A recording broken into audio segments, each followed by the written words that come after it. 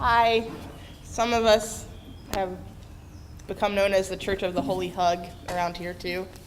Church of the Holy what? Hug. Hug. Aww. That's what people started calling us because of a story we told about ourselves. So John and I are here. We're half the team. Our other two members couldn't be here. We started here with the Missional Engagement Initiative the same week we found out our vicar was leaving our church. So that was a little bit of a difficult time, and out of that kind of came our purpose and our organizing statement.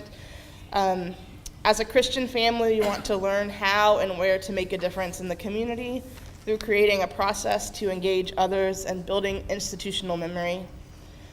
And we said we are organizing the members of Holy Cross to reach out to each other and the larger community in holy listening, to hear the needs of others, make room for different voices to be heard, and to particularly lift up the concerns of people who are LGBTQ and or have young families, and discerning how our church can create a space within Murfreesboro that is radically open to all.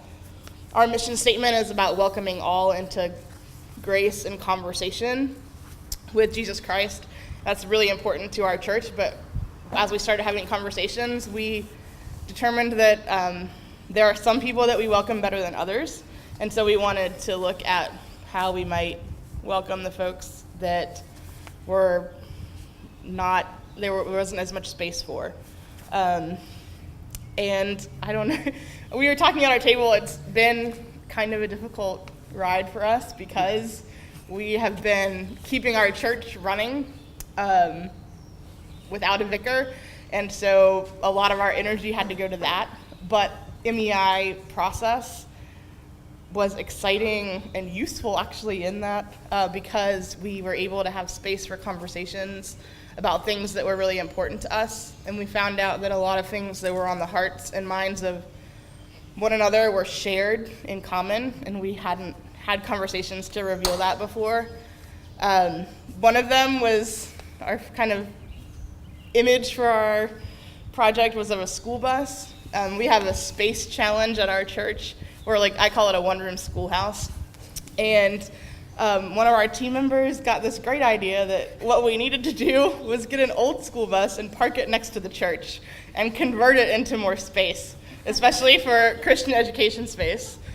The rest of us didn't think that was the best idea about having this old school bus, but Hugh, who shared at one of our sessions publicly, you all heard him, even if you don't remember him, his enthusiasm and his passion got everybody else talking about it, so it kind of instigated a process to avoid the school bus, which then got us to find a lease for a house next door that the church actually owns but is leasing out, and found out that we have the right to use space in that building, and so we've started using that for our children for Christian education. So like the avoidance tactic actually turned out to be something really productive, and so those kinds of conversations kept happening out of this process. And I think I'm most proud of just the fact that we are here and we've come to all of the meetings and all of the sessions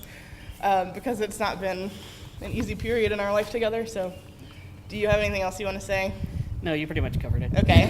Do you remember when we all drew the little picture of Jesus and where we were?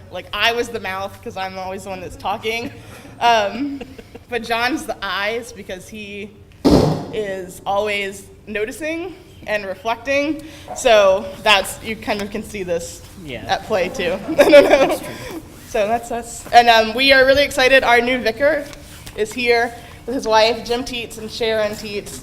And so we're just really glad that we have this foundation in place so that we can build on it once people are a little less frazzled from keeping the church going and doing everything that needs to be done. So we have something in place so when Jim comes and we can continue these conversations, and hopefully we'll see fruit come from that.